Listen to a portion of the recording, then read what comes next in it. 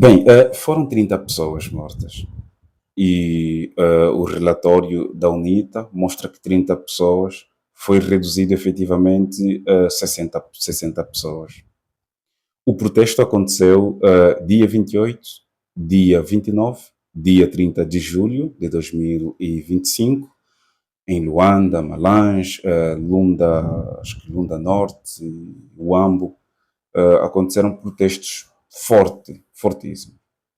A subida do combustível, e isto causou dor de cabeça aos afetados, que é a população, e então os taxistas resolveram paralisar isto, resolveram paralisar por 3 dias. Isto não caiu bem. Então todos que se reviam que alguma coisa está errada, resolveram aderir a isto. Só que houve situações que aconteceram que saíram fora de controle, né? Que nem as lojas, os armazéns e algumas pessoas que foram roubadas. Bem, caros internautas, eu sou JHM, sejam todos bem-vindos. O portal é Debate GTV. Governo Sombra é o motivo que nos colocou aqui sentado. E antes de avançar, eu gostaria de pedir, não é, o seu like, a sua subscrição e o seu comentário. Sei que essas coisas não pesam, não custam, é gratuito, então faça isso. E outra, para quem deseja publicar, deseja vender o seu produto, a sua marca, vai entrar em contato através do 921 37 31 00. Vai falar com JHM através do WhatsApp, através da via normal. Vai falar com JHM e vamos comercializar os seus negócios.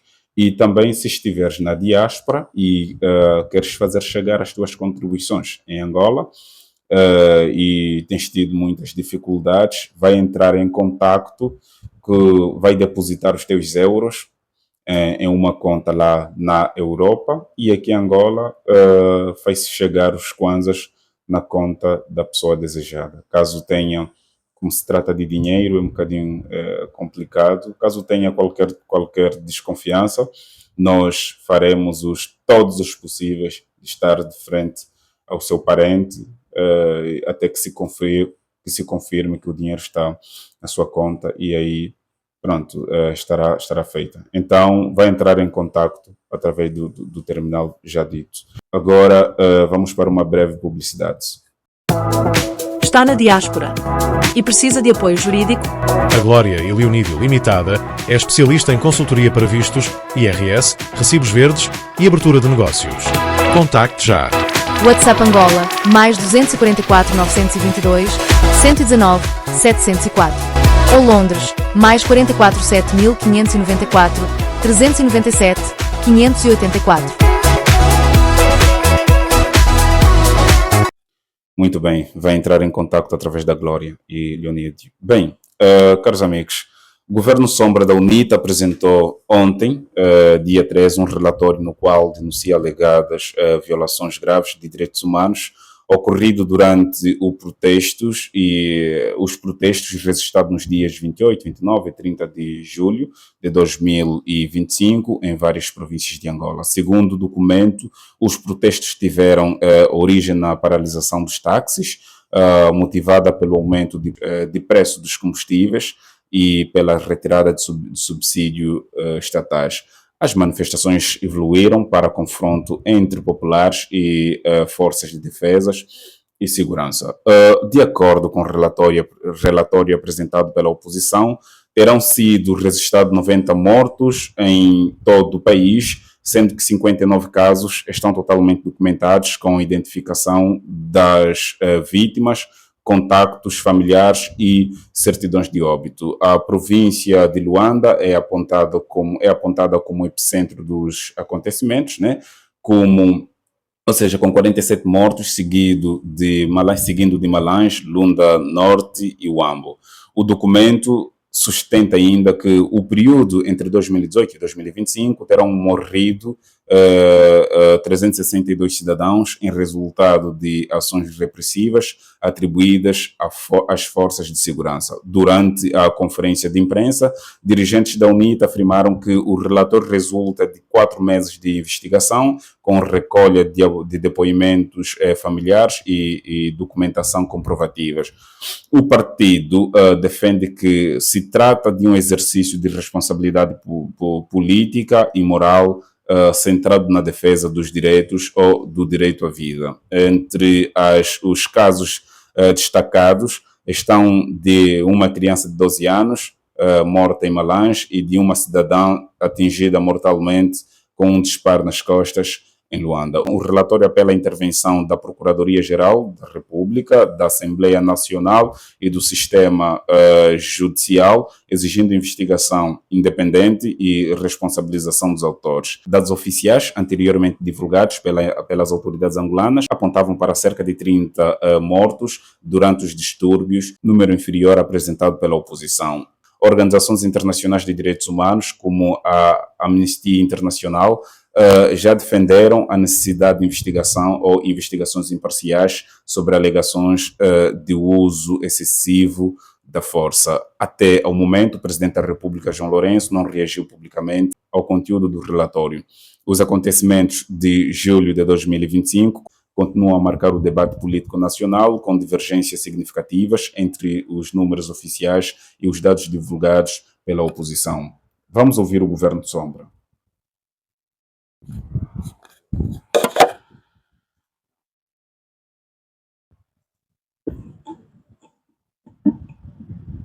Senhora Vice-Presidente do Partido, doutora Alete Chimbinda, em representação do Presidente do Partido, Adalberto Cota Júnior. Senhora Vice-Presidente do Partido, doutora Alete Chimbinda, em representação do Presidente do Partido, Adalberto Cota Júnior. Senhor Secretário-Geral do Partido, ilustres deputados, distintos membros da direção do partido, caríssimos membros do Governo Sombra da UNITA, digníssimos membros das organizações da sociedade civil, reverendíssimas entidades eclesiásticas, benquistos jornalistas e fazedores de opinião. Queiram, antes de tudo, aceitar, em nome do Governo Sombra da UNITA, os nossos cordiais cumprimentos e a nossa gratidão pela vossa presença neste ato.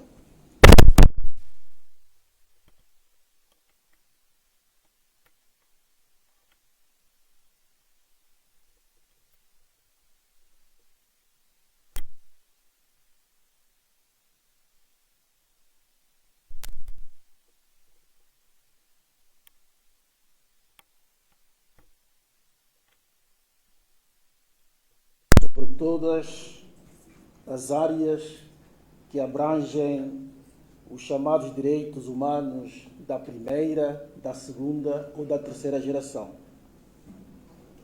Nem tampouco sobre a totalidade do país. Trazemos aqui apenas, na sequência da brutal repressão policial contra as populações indefesas, a 28, 29 e 30 de junho do ano transito, a questão dos direitos fundamentais da primeira geração, como o direito à vida, o direito à liberdade, tal como consagrado na Constituição e nos instrumentos internacionais. De recordar que, quer a Constituição da República de Angola, que faz agora 16 anos, quer os instrumentos internacionais, têm as suas raízes enquistadas na lei natural e na nossa matriz civilizacional. Vamos expor aqui uma denúncia pública, com a devida responsabilidade que os assuntos desta natureza demandam. A nossa denúncia resulta de um trabalho aturado, meticuloso, paciente, de pesquisa no terreno, que incidiu nas províncias de Luanda, Uambo, Lunda Norte, Malange e cubano.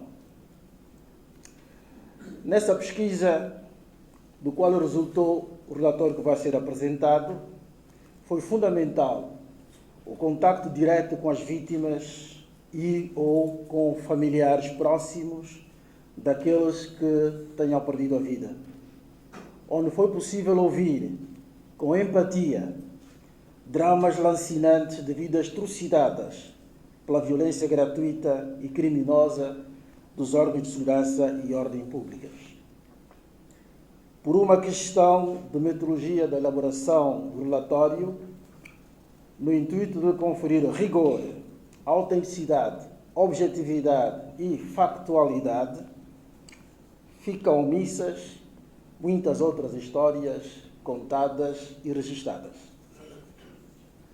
Excelências, requisitamos a vossa especial atenção sobre o interesse público que motiva este exercício, que, embora sendo político, é, sobretudo, inquestionavelmente, uma obrigação moral. Um relatório desta natureza, elaborado e apresentado pela principal força política na oposição, carrega consigo o ônus da suspeição. Provavelmente, os críticos e detratores vão alardear que esse exercício não passa de um aproveitamento político. Sobre isso, não hajam melindres.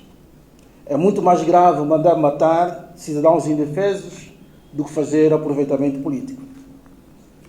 Nós estamos cientes que atuamos em terreno movediço e bastante sensível, mas incumbe-nos uma obrigação moral de denunciar e condenar todos os atos de terrorismo do Estado que atentem contra a vida humana e a liberdade dos cidadãos. Por esta razão, trazemos para esta tribuna, mais do que um exercício político, um apelo moral a favor da inviolabilidade e intangibilidade da vida humana. Trazemos um apelo veemente aos valores da civilização humana e uma condenação inequívoca contra a selvageria e a barbárie que teimam em ganhar palco num Estado que consagrou formalmente o direito como sua religião. Durante o conflito armado, milhares de vidas humanas foram sacrificadas nos campos de batalha, e não só. Foi um contexto trágico e sombrio, felizmente ultrapassado. Hoje, em tempos de paz, nem que seja uma paz ainda imberbe, não podemos permitir que a violência política e a intolerância continuem a ceifar vidas humanas, instalando no país um estado de necropolítica estribado no poder de decidirem quem deve morrer e quem deve viver. A ninguém foi conferida esta prerrogativa, nem ao mais alto magistrado da nação, nem ao Poder Judicial, nem aos órgãos de segurança e ordem pública. Ninguém, mas absolutamente ninguém, tem esta prerrogativa divina, porque a pena de morte já foi erradicada do ordenamento jurídico angolano. Por esta razão, não podemos continuar a registrar ainda labirintos de execuções sumárias ardilosamente perpetradas por quem tem a obrigação de tutelar e proteger a vida humana. Excelências, ao denunciarmos estes atos bárbaros de violência gratuita, chamamos também a vossa atenção para o problema da impunidade que se vai tornando cultura na nossa sociedade.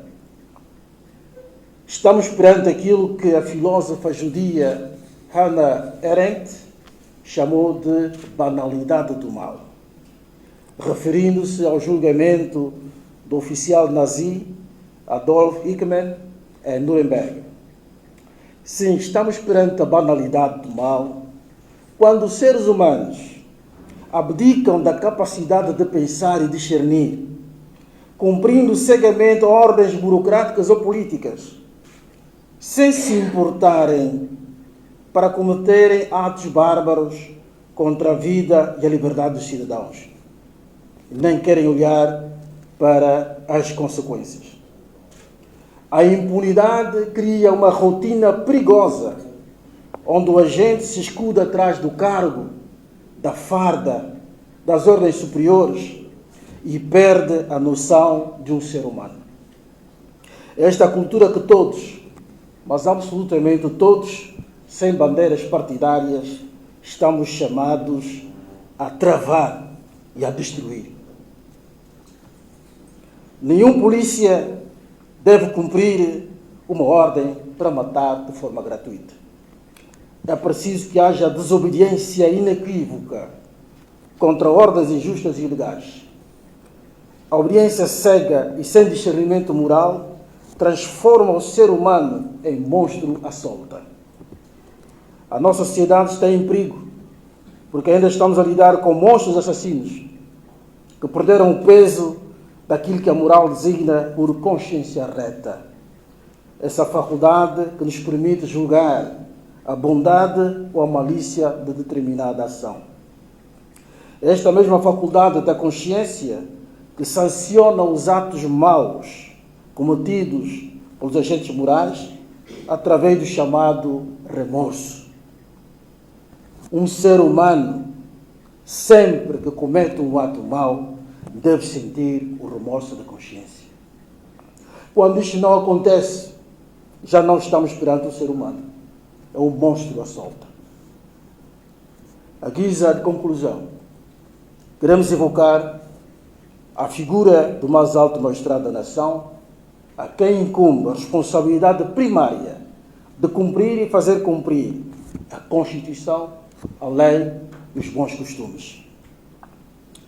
Senhor Presidente João Manuel Gonçalves Lourenço, o sangue de todos os inocentes, derramado pelas forças da ordem ao longo dos 8 anos da vossa magistratura, clama a Deus e reclama por justiça.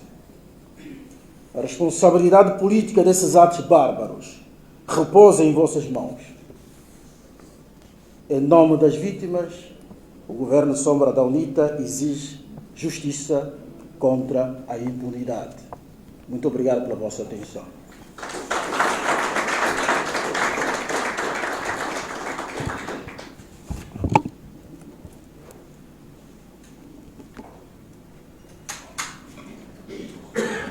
Nós aqui agradecemos. Vamos passar a palavra ao Vice-Primeiro-Ministro do Governo Sombra da UNITA, Dr.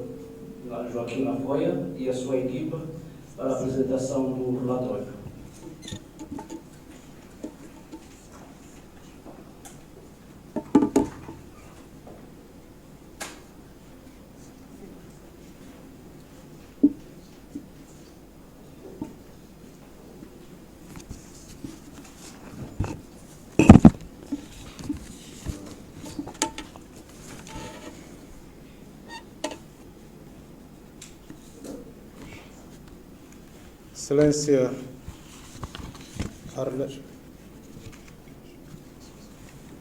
Excelência Doutora Arlete Viana Chimbinda, Presidente do nosso partido UNITA.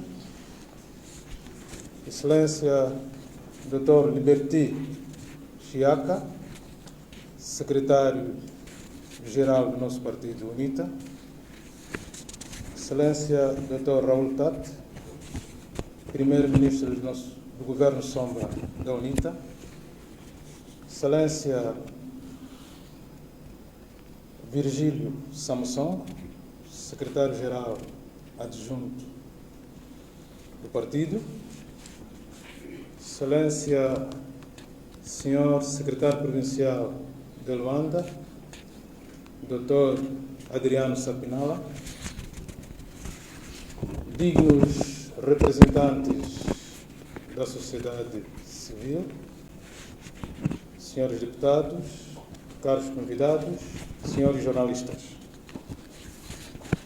Cabe a mim, enquanto um simples e humilde coordenador da equipa que compilou os dados do massacre ocorrido nos dias 28, 29 e 30 de julho de 2025, apresentar o relatório.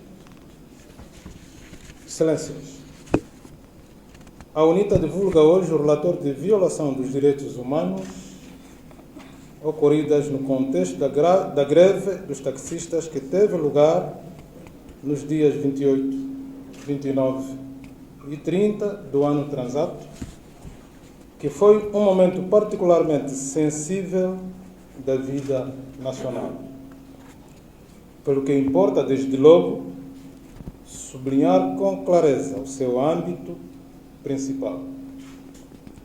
Este documento resulta, essencialmente, de um levantamento minucioso e rigoroso das ocorrências, ações repressivas e mortes registradas no final do mês de julho de 2025, sobretudo na cidade de Luanda, mas também em outras cidades angolanas. Estes acontecimentos, concentrados num curto espaço de tempo, revelaram certa intensidade e gravidade que nos impuseram a necessidade de uma resposta política responsável que agora fazemos, sustentada em factos e não em emoções. É por essa razão que o relatório foi elaborado com a minúcia necessária e apenas hoje temos o ensejo de o tornar público. Portanto, não se trata de um exercício retórico, nem de um gesto de confrontação gratuita, mas de uma contribuição séria para o debate público nacional. Ao mesmo tempo, o documento enquadra estes episódios num contexto mais amplo, fazendo referência a outras situações de atropelo aos direitos humanos ocorridas em anos anteriores, não para diluir responsabilidades, mas para demonstrar que os factos de julho de 2025 que produziram mais de 90 mortes não surgem no vazio. E ao falar de 90 mortes, a nível de todo o país, fruto da greve dos taxistas, gostaríamos de salientar que o Luanda foi o epicentro do massacre, com 47 cidadãos assassinados. O município do Quilamba-Cache teve mais mortes, com 15 cidadãos assassinados, mais concretamente nos bairros Matrix e no bairro Catinton. Seguiu-se Cacoaco, com 9 assassinatos. Mulenvos, município dos Mulenvos, com 7 assassinatos. Município do Kazenga, com 5 cidadãos assassinados. Município da Camama, com 3 cidadãos assassinados. Município de Viana, com 2 cidadãos assassinados. Município da Samba, com 2 cidadãos assassinados. Município de Colamba, com 1. Município de Samizanga, com 1. Município da Incombota, com 1. E o município do Hoje Ainda, com 1 cidadão assassinado. A nível de outras províncias, depois de Luanda, a província de Malange é aquela que sofreu mais sangria. As forças de defesa e segurança abateram a tiro, a queima-roupa, a sangue frio, 20 cidadãos, repartidos entre o município de Malange sede e o município de Cacuzo. A província do Ambo não ficou de fora. Sofreu 8 cidadãos foram assassinados pelas forças de defesa e segurança no dia 28, 29 e 30 de julho. E a província da Lunda Norte, como sempre, nunca ficou de fora. 9 cidadãos foram assassinados. Portanto, Esses atos inserem-se num percurso marcado por fragilidades persistentes na atuação do Estado, particularmente no uso excessivo da força e na responsabilização dos seus agentes. O presente relatório cobre, assim, um trabalho de análise desenvolvido ao longo dos últimos anos, com especial incidência no período 2018-2025. Os dados disponíveis e confirmados pelas equipas de investigação revelam que neste período de vigência do presidente João Manuel Gonçalves Lourenço, enquanto comandante em chefe das Forças Armadas angolanas, o total de vítimas mortais desta forma de violência policial ascende a 362 cidadãos. Ou seja, quando o polícia sai na rua para reprimir uma manifestação, quando as FARC saem na rua para reprimirem uma manifestação, saem com a ordem do comandante em chefe, ou seja, com a ordem do Presidente da República enquanto comandante em chefe. E nesse período, pelas nossas contas, quando eu digo pelas nossas contas, o número devia ser maior, mas nós temos que ser um pouco mais rigorosos. Os dados que nós temos aqui são dados devidamente documentados. Nós sabemos quem é que foi morto, onde é que morava, quem são os seus familiares. Os familiares deram-nos depoimentos, esses depoimentos são passados numa ficha, essa ficha é assinada pelo familiar que presta as declarações, dá a sua cópia do bilhete de identidade. Se for um casal, os dois dão esses dados, dão os contatos, só assim que nós validamos os dados. Quando os dados são incompletos, nós não invalidamos. Se fôssemos para validar todos os dados que nós recolhemos, o número seria maior. É para dizermos que é um trabalho sério. Não é um trabalho que é feito de forma aleatória. Infelizmente, não se tratam de simples e frios números estatísticos. São pessoas, angolanos que morreram, e estes têm nomes que também estão devidamente documentados. São dados recolhidos com critérios de verificação, localização temporal e enquadramento jurídico, mas afastados de qualquer lógica de exploração sensacionalista. A análise evidencia tendências que merecem reflexão profunda. O uso excessivo da força, detenções arbitrárias, maus tratos, mortes e ou execuções sumárias em contexto de atuação policial e de forma recorrente déficit de responsabilização institucional. Estes factos colocam desafios sérios à ordem constitucional angolana e à hora de compromissos internacionais assumidos soberanamente pelo Estado angolano. Entre os casos emblemáticos que constam neste relatório, destacamos dois que assumem particular relevância pela sua gravidade e pelo impacto que tiveram na consciência nacional. O primeiro ocorreu em Cacuzo, província de Malange, onde uma criança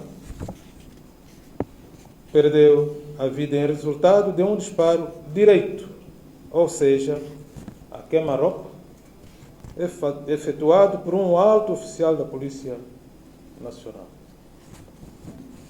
Para além da tragédia humana irreparável, este caso levanta sérias interrogações quanto à proteção efetiva das crianças e ao respeito pelas obrigações constitucionais e internacionais do Estado angolano.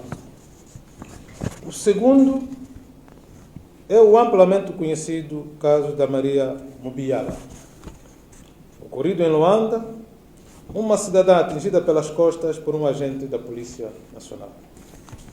A sua morte tornou-se um manifesto símbolo da vulnerabilidade do cidadão comum perante o uso indevido da força por agentes do Estado e da necessidade de mecanismos eficazes de responsabilização.